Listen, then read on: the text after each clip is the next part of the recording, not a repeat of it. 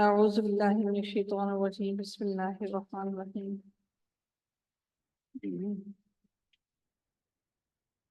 اللہ تعالیٰ ارشاد فرماتے ہیں آیت نمبر 102 کے اندر، بڑی امپورٹنٹ آیت ہے آج کل کے فتنے کے دور کے لیے بالخصوص۔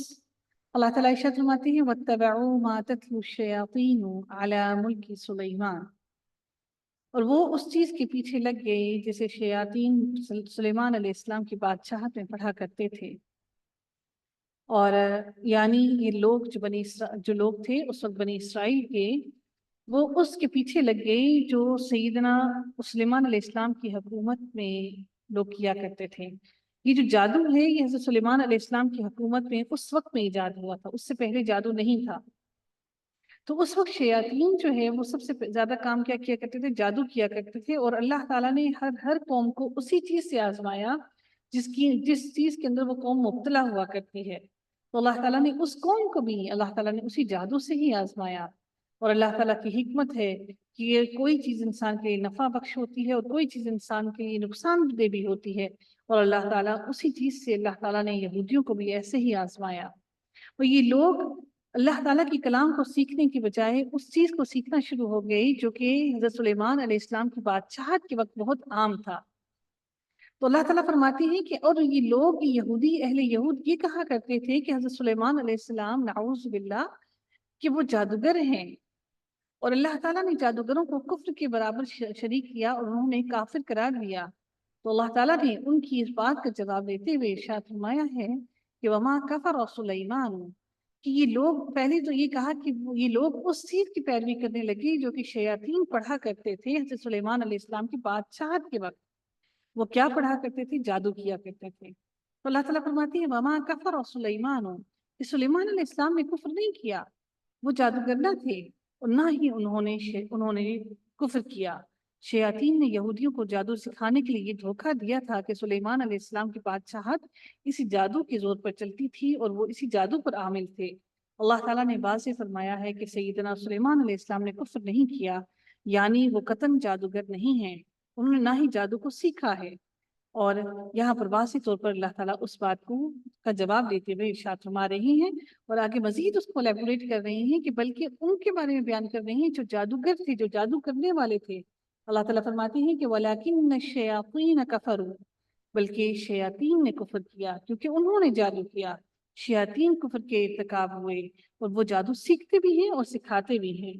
اللہ تعالیٰ فرماتے ہیں يُعَلِّمُونَ النَّاسَ السِّحْرَ، کہ وہ لوگوں کو جادو سکھاتے تھے، اور وہ لوگوں کو جادو سکھاتے تھے، وہ جادو کر کے لوگوں کو گمراہ کرتے تھے، اور ان کی حرص یہ تھی کہ لوگوں کو سرکش بنائیں، اس وجہ سے وہ جادو سکھاتے تھے، کیونکہ اللہ تعالیٰ نے جادو کو حرام قرار دے دیا تھا۔ شریعت میں جادو ہر اس کام کو کہتے ہیں جس کا سبب چھپا ہوا ہو، جس کے اثرات انسان کو نظر نہ آئے لیکن اثر ڈالنے والا نظر نہ آئے۔ اور جادو کے لیے عربی زبان میں سحر کا لفظ استعمال کیا گیا ہے، اور اللیث کہتے ہیں سحر، اور اس کو علماء نے اس کی تعریف کی ہے کہ اللیث الف لام یا اور ثا، اللیث سحر وہ عمل ہے در حقیقت جس میں پہلے شیاطین کا قرب حاصل کیا جاتا ہے، ان کی محبت حاصل کی جاتی ہے۔ اور شیاطین کا قرب کیسے حاصل کیا جاتا ہے؟ ہر حرام کام کر کے جس کو اللہ تعالیٰ نے منع کیا ہے، اور حتیٰ کہ وہ اپنی ماں کے ساتھ زنا بھی کرتے ہیں اور اپنی بیٹی کے ساتھ بھی زنا کرتے ہیں۔ جو جس قدر زیادہ غلاظت میں پڑے گا، جو جس قدر زیادہ گندگی میں پڑے گا، شیاطین اس سے اتنا زیادہ خوش ہوں گے اور اس کا جادو اتنا زیادہ ہی اثر کرنے والا ہوگا۔ سب سے پہلے یہ لوگ شیاطین کا قرب حاصل کرتے ہیں اور پھر اس کے بعد ان سے جادو میں مدد لیتے ہیں۔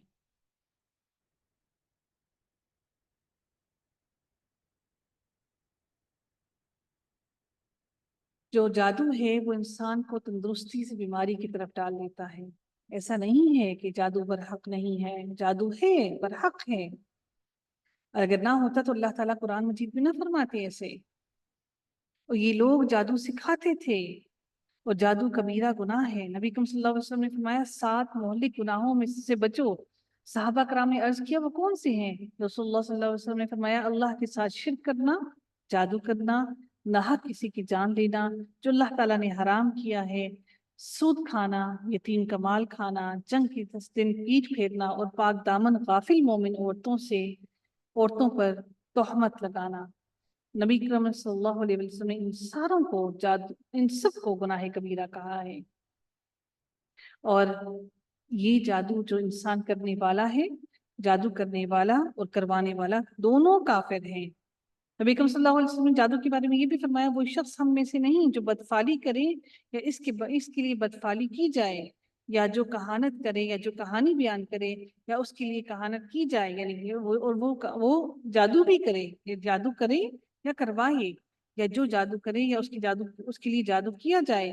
اور جو شخص کسی کاہن کے پاس گیا، یعنی جادوگر کے پاس گیا، اور اس نے اس کی بات کی تصدیق کی، تو اس نے محمد صلی اللہ علیہ وآلہ وسلم کی نازل شدہ شریعت کا انکار کیا، یعنی قرآن کا انکار کیا۔ جادوگر جو جادو کرنے والا ہے وہ واجب القتل ہے۔ امام ابن منظر رحمۃ اللہ علیہ فرماتے ہیں کہ کوئی شخص جب اس بات کا اعتراف کر لے کہ اس نے ایسے کلام کے ساتھ جادو کیا جس میں کفر پایا جاتا ہے اور وہ اس سے توبہ نہیں کرتا، تو اسے قتل کر دینا واجب ہے۔ جادو اس قدر بری چیز ہے۔ حضرت عمر رضی اللہ تعالیٰ عنہ کا فرمان ہے کہ جسے انہوں نے اپنی وفات سے 1 سال قبل لکھا تھا کہ ہر جادوگر کو قتل کر دو، لہٰذا ہم نے ایک ہی دن میں 3 جادوگروں کو قتل کیا۔ اور سیدہ حفصہ رضی اللہ تعالیٰ عنہ کے بارے میں بھی منقول ہے کہ انہوں نے اس لونڈی کے قتل کا حکم دیا جس نے ان پر جادو کیا تھا، لہٰذا اسے قتل کر دیا گیا۔ اور امام احمد رحمۃ اللہ علیہ فرماتے ہیں کہ جادوگر کو قتل کرنا رسول اللہ صلی اللہ علیہ وآلہ وسلم کے 3 صحابہ حضرت عمر، حفصہ رضی اللہ تعالیٰ عنہ اور جندب سے ثابت ہے۔ جادو اتنی بڑی بری چیز ہے۔ اللہ تعالیٰ مزید ارشاد فرماتے ہیں وَمَا أُنزِلَ عَلَى الْمَلَكَيْنِ بِبَابِلَ هَارُوتَ وَمَارُوتَ۔ جادو تو وہ پہلے سے ہی کر رہے تھے، اللہ تعالیٰ نے ان کو مزید آزمائش میں مبتلا کر دیا، ان پر 2 فرشتے نازل کیے، ہاروت اور ماروت۔ علاقہ کون سا تھا؟ بابل کا۔ یہ عراق کے شہر بابل میں 2 فرشتے آئے، ہاروت اور ماروت، اور یہ جادو لے کر آئے۔ اور جب یہ لوگ ان کے پاس آتے جادو سیکھنے کے لیے، لیکن وہ کسی کو جادو نہ سکھاتے جب تک کہ یہ ان کو یہ نہ کہہ دیتے کہ اچھا، وہ لوگ جادو سیکھنے کے لیے جب آتے تو وہ اس وقت تک ان کو یہ نہ کہہ دیتے کہ وَمَا يُعَلِّمَانِ مِنْ أَحَدٍ، کہ وہ ان دونوں سے یہ لوگ جادو سیکھتے، اور وہ یہ اس وقت تک ان کو جادو نہ سکھاتے حَتَّى يَقُولَا، کہ وہ دونوں کہہ دیتے کہ إِنَّمَا نَحْنُ فِتْنَةٌ فَلَا تَكْفُرْ، کہ ہم تو صرف فتنہ، ایک آزمائش لے کر آئے ہیں تمہارے لیے، بس تم کفر نہ کرو، تم اس جادو کو نہ سیکھو۔ لیکن ان کو تو بڑی مستی تھی۔ فَيَتَعَلَّمُونَ مِنْهُمَا، بس وہ ان دونوں سے سیکھتے تھے مَا يُفَرِّقُونَ بِهِ بَيْنَ الْمَرْءِ وَزَوْجِهِ، وہ ایسی چیز سیکھتے تھے، ایسا جادو بھی وہ جادو سیکھتے تھے جسے شوہر اور بیوی کے درمیان میں تفرقہ پڑے، ان میں پھوٹ ڈلے اور ان کے بیچ میں لڑائی کر کے ان میں علیحدگی اختیار کروا دیں، ان کی محبت کو ختم کرنا چاہتے تھے۔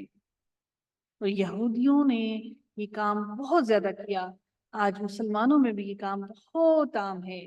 اسی لیے اسلام کے اندر جوائنٹ فیملی سسٹم کا تصور نہیں ہے، تاکہ جوائنٹ فیملی سسٹم میں رہ کے میاں بیوی کے بیچ میں پھوٹ نہ پڑے۔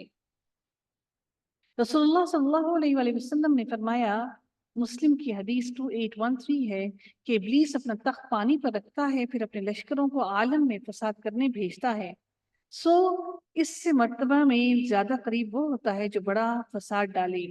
کوئی شیطان ان میں سے آ کر کہتا ہے کہ میں نے فلاں فلاں کام کیا، یعنی فلاں سے چوری کرائی، فلاں کو شراب پلوائی، تو شیطان کہتا ہے تو نے کچھ بھی نہیں کیا۔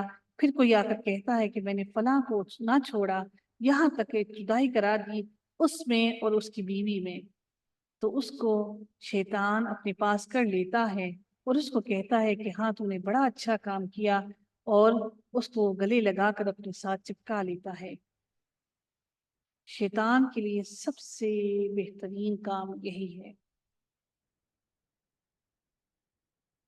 اور وہ جو سیکھتے تھے وہ سیکھتے تھے وما ہم بضارین بہ من احد الا باذن اللہ، اللہ ताला फरमाते हैं हालांकि वो इसके साथ अल्लाह ताला के इज़्न के बगैर इसमें से भी किसी को एक हरगिज़ ज़रर नहीं पहुंचा सकते। अल्लाह का हुक्म होगा तभी किसी का जादू असर करेगा। जादू से अल्लाह ताला के हुक्म से नुकसान पहुंच जाता है और उससे क़ज़ा और इरादे के बगैर कोई किसी को नुकसान भी नहीं पहुंचा सकता। वो जिस पर चाहे जादूगरों को मुसल्लत कर दे और वो जिसे चाहे उन जादूगरों से बचा ले। इंसान के इख्तियार को अल्लाह ताला उस तरफ लेकर ही नहीं जाता, इंसान की सोच को फिर अल्लाह लेकर ही नहीं जाता।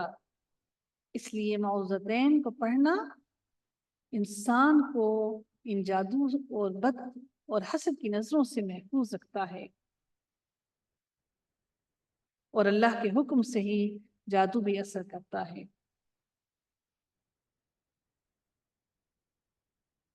जादू दर हकीकत ऐसी गिरोह और ऐसे दम और अल्फाज का नाम है जिसमें बोला या लिखा जाए या जादूगर ऐसा अमल करे जिससे इस शख्स को बदन या दिल या अकल मुतासिर हो, उसके इनमें से किसी एक जिस्म के इस हिस्से में तकलीफ हो उसको, जिस पर जादू करना मकसूद होता है, वो जादू जादू वाक़ियतन असर करता है। ऐसा नहीं है कि असर नहीं करता। चनाची जादू से किसी शख्स को कत्ल भी किया जा सकता है, बीमार भी किया जा सकता है, बीवी के कुर्ब से आजिज भी किया जा सकता है। जादू बीवी और खामन के दरमियान जुदाई भी डाल सकता है और एक दूसरे के दिल में नफरत भी डाल सकता है। लोग कहते हैं कि जादू कोई चीज ही नहीं है। अगर ऐसा होता तो नबी अकरम सल्लल्लाहु अलैहि वसल्लम पर एक यहूदन औरत ने जो उन पर जादू किया था वो ना होता।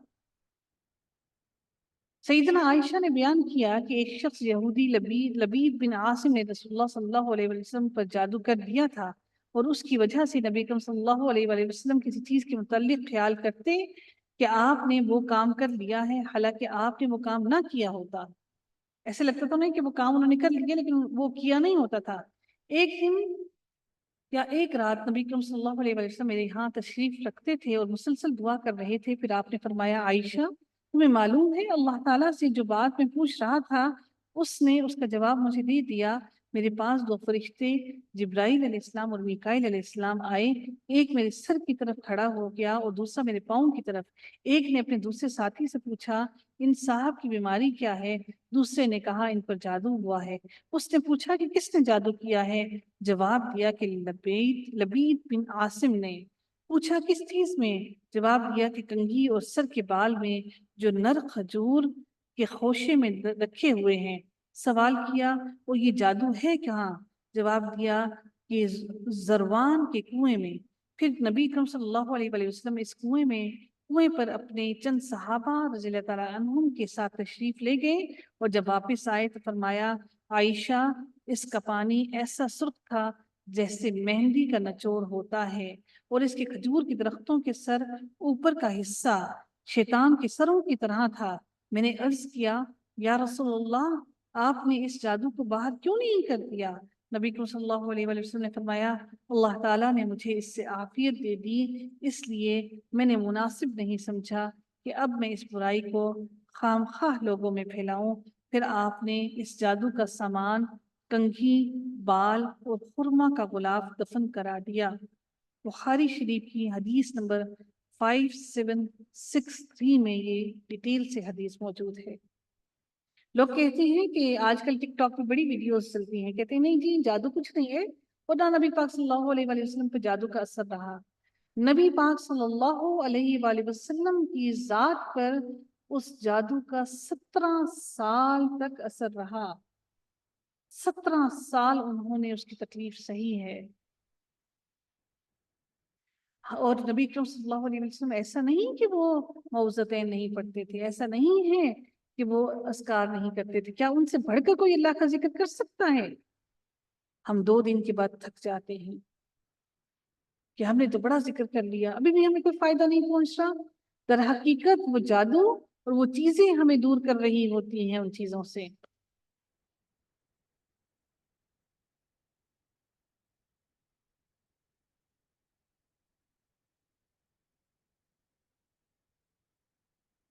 जब इंसान अल्लाह ताला से दूर होता है और शैतान के रास्ते पर चलना शुरू हो जाता है तो ये सारे रास्ते उसके लिए आसान हो जाते हैं। जब इंसान लग बातों में मुब्तला हो जाता है, अच्छा जादू असर भी फिर ऐसे करना शुरू होता है।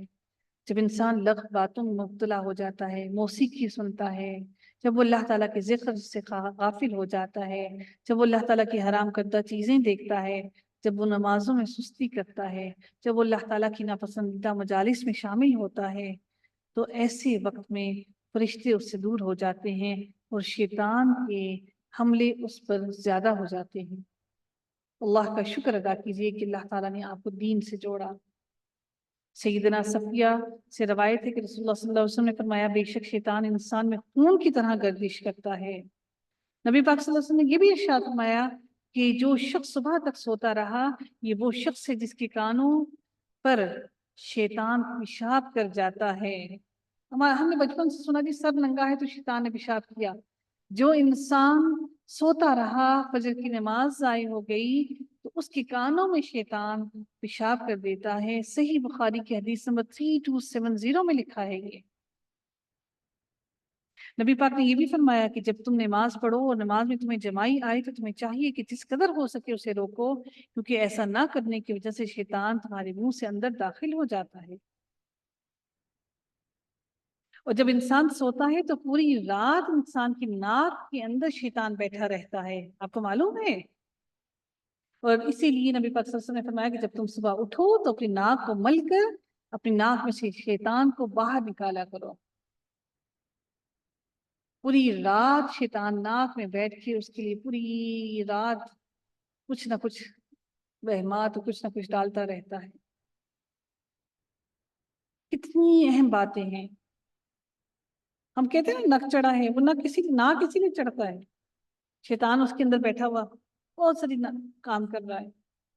ہمیں چاہیے کہ ہم ایسا اہتمام کریں کہ اپنے آپ کو شیطان کے رستوں سے محفوظ کرنے کے لیے اللہ تعالیٰ سے ہر وقت دعا کریں کہ اللہ تعالیٰ ہمیں شیطان کے رستوں سے پر چلنے کی توفیق نہ دے اور شیطان کی چالوں سے ہم سب کو محفوظ کرے۔ آمین یا رب العالمین۔ اللہ تعالیٰ فرماتی ہے کہ وَلَقَدْ عَلِمُوا لَمَنِ اشْتَرَاهُ مَا لَهُ فِي الْآخِرَةِ مِنْ خَلَاقٍ، کہ حالانکہ بلا شبہ یقیناً وہ جانتے تھے کہ جس نے اس کو خریدا اس کے لیے آخرت میں کوئی حصہ نہیں، جس نے جادو کو سیکھا اس کے لیے آخرت میں کوئی حصہ نہیں۔ وَلَبِئْسَ مَا شَرَوْا بِهِ أَنفُسَهُمْ، اور یقیناً برا ہے جس کے بدلے انہوں نے اپنے آپ کو بیچ ڈالا، کاش کہ وہ جانتے ہوتے۔ اگلی آیت پر چلتی ہیں۔ اللہ تعالیٰ ارشاد فرماتے ہیں وَلَوْ أَنَّهُمْ آمَنُوا وَاتَّقَوْا لَمَثُوبَةٌ مِّنْ عِندِ اللَّهِ خَيْرٌ، اور اگر وہ ایمان لاتے، اگر یہ لوگ ایمان لے آتے اور تقوی اختیار کرتے تو اللہ تعالیٰ کی جانب سے یقیناً بہتر ثواب پاتے، لیکن ان لوگوں نے ایمان ہی نہیں لایا۔ لَوْ كَانُوا يَعْلَمُونَ، اگر وہ جانتے ہوتے تو وہ لازمی طور پر اس کفر کو، اس سحر کو چھوڑ کر ایمان لے آتے، لیکن انہوں نے ایمان کا رستہ نہیں اپنایا۔ اگلے رکوع کا آغاز ہوتا ہے، اس میں یہودیوں کی بات کی جا رہی ہے، اور اس میں بات کی جا رہی ہے کہ وہ کیا کیا کرتے تھے کہ نبی کریم صلی اللہ علیہ وآلہ وسلم کو رعینا کہا کرتے تھے، ای کو لمبا کرتے تھے۔ آپ لوگ بھی جو اعراب کو کھینچتے تھے نا حرکات کو، تو رعینا کا معنی ہوتا ہے جو بھیڑ بکریاں چرانے والا ہو، کہ ہمارا بھیڑ بکریاں چرانے والا۔ تو مسلمانوں کو ایسے لگتا تھا کہ شاید یہ کوئی بہت اچھا لفظ ہے، حالانکہ رعینا ان کی زبان میں، عبرانی زبان تھی نا ان کی، تو وہ ان کی زبان میں اچھا لفظ تھا، لیکن انہی کی زبان میں رعینا کا معنی گدڑیا، یعنی کہ وہ بھیڑ بکریاں چرانے والا۔ تو اللہ تعالیٰ نے اہل ایمان والوں کو منع کیا کہ تم لوگوں کو نہیں معلوم کہ وہ کیا در حقیقت ان کے پیچھے ان کی کیا مصلحت ہے، تو تم لوگ ان کو، نبی پاک صلی اللہ علیہ وسلم کو رعینا مت کہا کرو۔ یا ایھا الذین آمنوا لا تقولوا رعینا، کہ تم ان کو رعینا مت کہا کرو، وقولوا، اور تم ان کو کہو انظرنا واسمعوا، ہماری طرف نظر کرم کیجئے اور ہمیں سنیے۔ یعنی جب آپ ان کی توجہ پانا چاہتے ہیں نبی پاک صلی اللہ علیہ وسلم کی، تو یہ الفاظ استعمال کیا کیجئے۔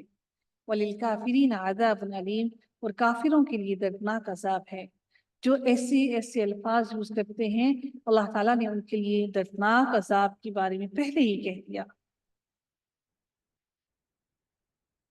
کہ آپ ایسا لفظ نہ استعمال کیا کیجئے۔ در حقیقت اللہ تعالیٰ نے ان کے لیے دردناک عذاب پہلے ہی تیار کر رکھے ہیں۔ ما يود الذين كفروا من أهل الكتاب ولا المشركين أن ينزل عليكم من خير من ربكم، اللہ ताला फरमाती है कि अहले किताब में से जिन लोगों ने कुफ्र किया, ना वो पसंद करते हैं और ना वो पसंद करते हैं और ना मुशरिकीन के आप पर आपके रब की जानिब से कोई भलाई आ जाए, आपकी तरफ कोई भी खैर आ जाए, कोई भी आसाइश आ जाए, वो इसको पसंद नहीं करते।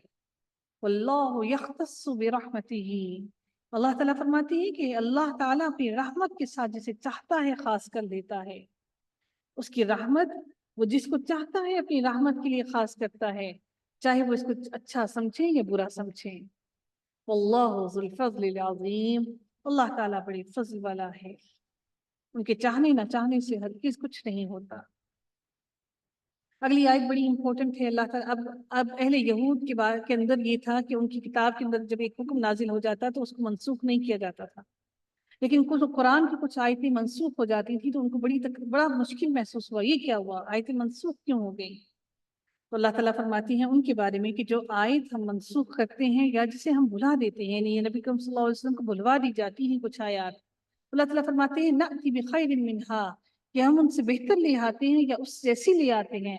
अलम तअलम अन्नल्लाह अला कुल्ली शैइन कदीर, अल्लाह ताला फरमाते हैं कि अल्लाह ताला, बेशक अल्लाह ताला हर चीज़ को जानता है।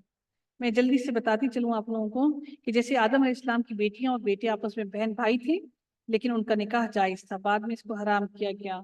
नूह अलैहिस्सलाम जब कश्ती से उतरे तो तमाम जानदार को खाना उनके लिए हलाल था, बाद में हराम कर दिया गया।